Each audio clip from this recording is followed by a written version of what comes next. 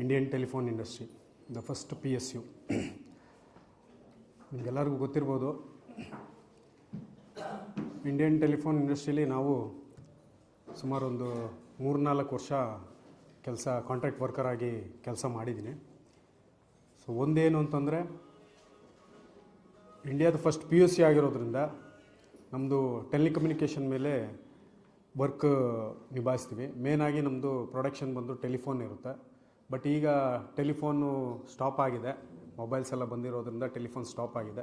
So ಮೇನಾಗಿ ನಮ್ಮದು ಈಗ ಮಿಲ್ಟ್ರಿ ಎಕ್ವಿಪ್ಮೆಂಟ್ಸು, ಟೆಲಿಕಮ್ಯುನಿಕೇಷನ್ದು ಮಿಲ್ಟ್ರಿ ಡಿಫೆನ್ಸ್ ಎಕ್ವಿಪ್ಮೆಂಟ್ಸ್ಗೆ ನಮ್ಮದು ಪ್ರಾಡಕ್ಟ್ಸ್ಗಳು ಮ್ಯಾನುಫ್ಯಾಕ್ಚರ್ ಆಗುತ್ತೆ. ಸೊ ಹಂಗಾಗಿ ನಾವಲ್ಲಿ I was working as an contract engineer as QA, quality assurance ಡಿಪಾರ್ಟ್ಮೆಂಟಲ್ಲಿ ನಾನು ವರ್ಕ್ ಮಾಡ್ತಿದ್ದೆ. 2018 ನಾನು ITI ಇಂಡಿಯನ್ ಟೆಲಿಫೋನ್ ಇಂಡಸ್ಟ್ರಿಗೆ ಸೇರ್ತೀನಿ. ಸೊ ಅಲ್ಲಿ ಯಾವ ಥರ ಪರಿಸ್ಥಿತಿ ಇತ್ತು ಅಂದರೆ, ಇವತ್ತಿನ ಪರಿಸ್ಥಿತಿಗೆ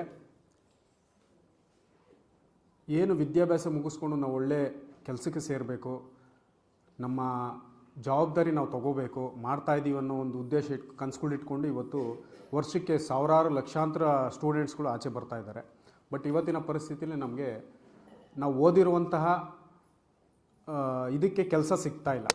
ಸೊ ಇವತ್ತು ನಾನು ಇಂಜಿನಿಯರಿಂಗ್ ಮಾಡಿರ್ಬೋದು, ಇಂಜಿನಿಯರಿಂಗ್ ಮಾಡಿ ಅಲ್ಲಿ ಸೇರ್ಕೊಂಡು ಕೆಲಸ ಮಾಡಬೇಕಾದ್ರೆ ಅಲ್ಲಿದ್ದಂಥ ಪರಿಸ್ಥಿತಿ, ಯಾಕಂದರೆ ಸುಮಾರು 20-30 ವರ್ಷದಿಂದ ಕಾಂಟ್ರಾಕ್ಟ್ ವರ್ಕರ್ಸ್ ಆಗಿ ಅಲ್ಲಿ ಕೆಲಸ ಮಾಡ್ತೀರಿ, ಈಗಲೂ ಸಹ ಮಾಡ್ತಾ ಇದ್ದಾರೆ. ಅಂದರೆ ಅವ್ರನ್ನ ಸ್ಲೇವರಿ ರೂಪದಲ್ಲಿ ಅವ್ರನ್ನ ಇದುವರೆಗೂ ಕೆಲಸ ತೊಗೊತಾ ಇದ್ದಾರೆ. ಕನಿಷ್ಠ ವೇತನ ಇಲ್ಲ. ಮೈತ್ರಿ ಕಾಮ್ರೇಡ್ ಹೇಳ್ದಂಗೆ 10,000, 12,000, 14,000 ಈ ಸ್ಕಿಲ್ಸ್ ಇದೆ. ಅಲ್ಲಿ 4 ಥರ ಸ್ಕಿಲ್ಸ್ ಇದೆ: ಸ್ಕಿಲ್ಡ್, ಹೈ ಸ್ಕಿಲ್ಡು, ಸೆಮಿ ಸ್ಕಿಲ್ಡು. ಈ ಥರ ಸ್ಕಿಲ್ಸ್ ಪ್ರಕಾರ ಅವ್ರಿಗೆ ಕೆಲಸಗಳನ್ನ ಒದಗಿಸ್ತಾ ಇದ್ದಾರೆ. ಮೊದಲು ಏನಿತ್ತು ಅಂದರೆ, 10-20 ವರ್ಷದಿಂದ ಕೆಲಸ ಏನು ಮಾಡ್ಕೊಂಬಂದಿದ್ದಾನೆ ಫ್ರಮ್ ಸ್ಕ್ರ್ಯಾಚು, ಆತ ಅನ್ಸ್ಕಿಲ್ಡ್, ಅಂದರೆ ವಿದ್ಯಾಭ್ಯಾಸ ಇಲ್ಲ. ಆಗಿನ ಕಾಲದಲ್ಲಿ 10ನೇ ಕ್ಲಾಸು 8ನೇ ಕ್ಲಾಸು ಇದು ಓದಿರೋದು ಹೆಚ್ಚು. ಅವರು ತಮ್ಮ ಎಕ್ಸ್ಪೀರಿಯನ್ಸ್ ಮೇಲೆ ಹೈ ಸ್ಕಿಲ್ಡ್ ಲೆವೆಲ್ ಸಂಬಳನ ತೊಗೊತಿದ್ರು. ಅಂದರೆ 8,000 10,000 ತೊಗೊತಿದ್ದ ಸಂಬಳ ಸ್ಕ್ರ್ಯಾಚಲ್ಲಿ ಇವಾಗ ಅವನಿಗೆ 14,000-16,000 ಸಂಬಳ ಕೊಡ್ತಾ ಇದ್ದಾರೆ. ಅಂದರೆ ಹೈ ಸ್ಕಿಲ್ಡ್ ಲೆವೆಲ್ಗೆ ಸಂಬಳ ಕೊಡ್ತಾ ಇದ್ದಾರೆ. ಈಗೇನಾಗಿದೆ ಅಂದರೆ, ಎಜುಕೇಷನ್ ಬೇಸಿಸ್ ಮೇಲೆ, ಈಗ ನಾನು ಇಂಜಿನಿಯರಿಂಗ್ ಆಗಿ ಮುಗಿಸ್ಕೊಂಡು ಹೋದಾಗ ನನಗೆ ಸ್ಟಾರ್ಟಿಂಗಲ್ಲಿ 16,000 ಸಂಬಳ ಕಾಂಟ್ರಾಕ್ಟ್ ವರ್ಕರ್ ಆಗಿ. ಈಗ ಅಲ್ಲಿ ಕೆಲಸ ಮಾಡ್ತಿದ್ದವನು ಅವ್ರಿಗೆ ವಿದ್ಯಾಭ್ಯಾಸ ಇಲ್ಲ, ಅಂದರೆ 8ನೇ ಕ್ಲಾಸು 6ನೇ ಕ್ಲಾಸ್ ಓದಿದ್ದಾರೆ, ಬಟ್ ಅವ್ರಿಗೆ ಎಕ್ಸ್ಪೀರಿಯನ್ಸ್ ಇದೆ. ಸೊ ಇಲ್ಲಿ ಏನಾಗ್ತಿದೆ ಅಂದರೆ, ಎಕ್ಸ್ಪೀರಿಯನ್ಸ್ ಇರೋರಿಗೆ 16,000 ಕೊಡ್ತಾಯಿದ್ರು. ನಾವು ಹೋದ್ಮೇಲೆ ಈಗ ಕೆಲವೊಂದು ಮ್ಯಾನೇಜ್ಮೆಂಟ್ ಏನು ಮಾಡಿದ್ದಾರೆ, ಇಲ್ಲ ಅವ್ರು ಏನು ಓದಿದ್ದಾರೆ ಅವರ ಕ್ವಾಲಿಫಿಕೇಷನ್ ಮೇಲೆ ನೀವು ಆ ಸಂಬಳನ ಅಡ್ಜಸ್ಟ್ ಮಾಡಬೇಕು ಅಂತ ಹೇಳಿ ಸುಮಾರು ನಮ್ಮ 400 ಜನ ಕಾಂಟ್ರಾಕ್ಟ್ ವರ್ಕರ್ಸ್ ಅಲ್ಲಿ ವರ್ಕ್ ಮಾಡ್ತಿದ್ವು. ಏಕದಮ್ 16,000 ತೊಗೊತಿದ್ದ ಕಾರ್ಮಿಕನಿಗೆ 8,000-10,000 ಕೊಡಲಿಕ್ಕೆ ಮ್ಯಾನೇಜ್ಮೆಂಟು ಡಿಸೈಡ್ ಮಾಡಿತು. ಸೊ ಅಲ್ಲಿಗೆ ಆತನ ಫ್ಯಾಮಿಲಿ ಪರಿಸ್ಥಿತಿ ಏನಾಗಬೇಕು, ಆತನ ವರ್ಕ್ ಎಕ್ಸ್ಪೀರಿಯನ್ಸ್ಗೆ ಏನಾಗಬೇಕು, ಇದು ಮ್ಯಾನೇಜ್ಮೆಂಟಿಗೆ ಇಲ್ಲ, ಅವ್ರಿಗೇನು ಕೆಲಸ ಆಗಬೇಕಷ್ಟೆ. ಮೇನಾಗಿ ನಮ್ಮಲ್ಲಿ ಏನಾಗ್ತಿದೆ ಅಂದರೆ, ಡಿಫೆನ್ಸ್ ಎಕ್ವಿಪ್ಮೆಂಟ್ಸ್ ಮಾಡೋದ್ರಿಂದ ನಮ್ಮದು ಇನ್ಸ್ಟಾಲೇಷನು ಕಮ್ಯುನಿಕೇಷನ್ಸ್ ಇರುತ್ತೆ. ಸೊ ನಾವು ಹೊರ ರಾಜ್ಯಗಳಿಗೆ, ಬಾರ್ಡರ್ಸ್ ಏರಿಯಾಗಳಿಗೆ ಹೋಗಿ ಕೆಲಸಗಳನ್ನ ಮಾಡಬೇಕು.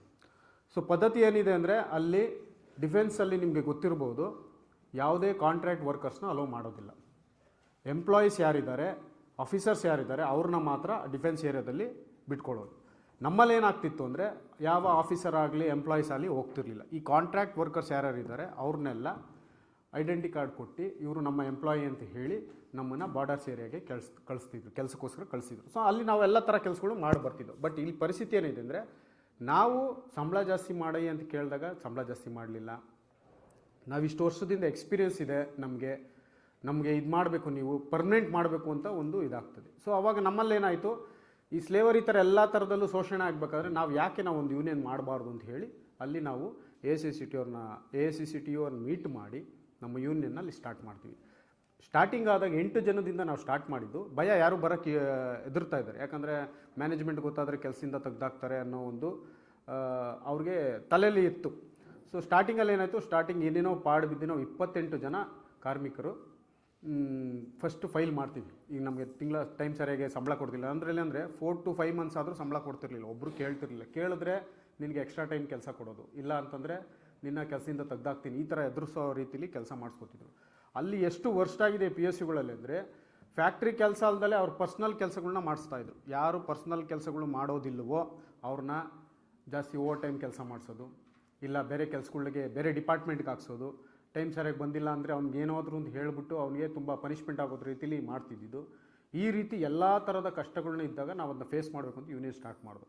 ಯಾವಾಗ ನಾವು ಯೂನಿಯನ್ ಸ್ಟಾರ್ಟ್ ಮಾಡೋದು ಆವಾಗ 28 ಜನದ್ದು ನಾವು ಫೈಲ್ ಮಾಡೋದು, ನಮ್ಮನ್ನು ಪರ್ಮನೆಂಟ್ ಮಾಡಿ. ಯಾಕಂದರೆ ನಾನು ಸುಮಾರು ವರ್ಷದಿಂದ ಕೆಲಸ ಮಾಡಿದ್ದೀವಿ, ಸಮಾನ ವೇತನಕ್ಕೆ ಸಮಾನ ಕೆಲಸ ಸಿಗಬೇಕು ಅಂತ ಹೇಳಿ ನಾವು ಇದು ಮಾಡೋದು. ಆ ಟೈಮಲ್ಲಿ ಏನಾಯಿತು, 2021ನಲ್ಲಿ ಡಿಸೆಂಬರ್ 1ನೇ ತಾರೀಕಿಗೆ ನಾವು 80 ಜನ ಕಾರ್ಮಿಕರನ್ನ ಟಾರ್ಗೆಟ್ ಮಾಡಿ ನಮ್ಮನ್ನ ರಿಮೂವ್ ಮಾಡ್ತಾರೆ. ರಿಮೂವ್ ಮಾಡಾದಮೇಲೆ ನಮ್ಮ ಹೋರಾಟ ಇನ್ನು ಈ ಡಿಸೆಂಬರ್ ಎಂಡ್ ಬರ್ತಿದ್ದಾಗೆ ಒಂದು 4 ಇಯರ್ಸ್ ಆಗುತ್ತೆ, ಕಂಪ್ಲೀಟ್ ಆಗುತ್ತೆ. ನಾವು ಇನ್ನೂ ಹೋರಾಟ ನಡೀತಿದೆ. ಇಷ್ಟೆಲ್ಲ ಯಾಕೆ ನಾನು ಬಿಡಿಸಿ ಹೇಳ್ತಾ ಇದ್ದೀನಿ ಅಂದರೆ, ನಮ್ಮ ಹೋರಾಟ ಇರೋದು ನಮಗೆ ಕನಿಷ್ಠ ವೇತನ ಬೇಕು, ಮಾಡುವ ಕೆಲಸಕ್ಕೆ ನಮಗೆ ಒಂದು ಜವಾಬ್ದಾರಿ ಭದ್ರತೆಯ ಒಂದು ವ್ಯವಸ್ಥೆ ಬೇಕು. ಯಾಕಂದರೆ ಇವತ್ತು ಸುಮಾರು PSಗಳಿರ್ಬೋದು, ಸ್ಟೇಟ್ ಲೆವೆಲ್ ಇರ್ಬೋದು, ಸೆಂಟ್ರಲ್ ಲೆವೆಲ್ ಇರ್ಬೋದು, ಪ್ರತಿಯೊಬ್ಬರೂ ಯಾವುದು ಪರ್ಮನೆನ್ಸಿ ಅನ್ನೋ ಶಬ್ದನೇ ಅಳಿಸೋಗಿದೆ.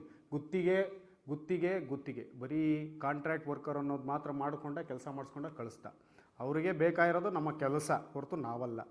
ಸರ್ಕಾರ ನಡಿಬೇಕು, ಆ ಸೆಂಟ್ರಲ್ ಗೌರ್ಮೆಂಟ್ ಆಗಿರ್ಬೋದು, ಸ್ಟೇಟ್ ಗೌರ್ಮೆಂಟ್ ಆಗಿರ್ಬೋದು. ಈಗ ಅವ್ರನ್ನ ಪರ್ಮನೆಂಟ್ ಮಾಡ್ಕೊಂಡು ಅವ್ರಿಗೆಲ್ಲ ಫೆಸಿಲಿಟೀಸ್ ಕೊಡಬೇಕು, ಹೆಲ್ತ್ ಫೆಸಿಲಿಟೀಸ್, ಇನ್ಶೂರೆನ್ಸ್ ಫೆಸಿಲಿಟೀಸ್ ಕೊಡಬೇಕು, ಪರ್ಮನೆಂಟ್ ಕೆಲಸ ಕೊಡಬೇಕು, ಟೈಮ್ ಸರಿಯಾಗಿ ಸಂಬಳ ಕೊಡಬೇಕು, ವಗೇರೆ ಎಲ್ಲ ಕೊಡಬೇಕು. ಬಟ್ ಇಲ್ಲಾಂದರೆ ಕನಿಷ್ಠ ವೇತನನೇ ಕೊಡ್ತಾ ಇಲ್ಲ. ನಮಗೆ ಪರ್ಮನೆನ್ಸಿ ಕೆಲಸ ಇರಲಿ, ಕನಿಷ್ಠ ವೇತನನೇ ಸಿಗ್ತಾ ಇಲ್ಲ. ಅದು ತಿಂಗ್ಳಿಗೆ ಕರೆಕ್ಟಾಗಿ ಸಂಬಳನೂ ಸಿಗ್ತಾ ಇಲ್ಲ. 3 ತಿಂಗಳು, 4 ತಿಂಗಳು, 5 ತಿಂಗಳು ಗೋಗರ್ದ್ರೆ ಮಾತ್ರ, ಯಾರೋ ಧೈರ್ಯ ಮಾಡಿ ಹೋಗಿ ಲೇಬರ್ ಆಫೀಸ್ಗೆ ಕಂಪ್ಲೇಂಟ್ ಕೊಟ್ಟರೆ ಮಾತ್ರ ಆವಾಗ ಕರ್ಸ್ಬಿಟ್ಟು ಆಯಿತು ನಿಮ್ಗೆ ಕೊಡ್ತೀವಿ ಅಂತ ಹೇಳಿ ಕಳಿಸ್ತಾರೆ ಹೊರತು ಇದು ಆಗ್ತಾಯಿಲ್ಲ. ಇದು ಪ್ರತಿಯೊಬ್ಬರಿಗೂ ಇದು ಆಗ್ತಾ ಇರುವಂಥ ಇಡೀ ನಮ್ಮ ಕರ್ನಾಟಕದಲ್ಲಿರ್ಬೋದು, ನಮ್ಮ ದೇಶದಲ್ಲಿರ್ಬೋದು.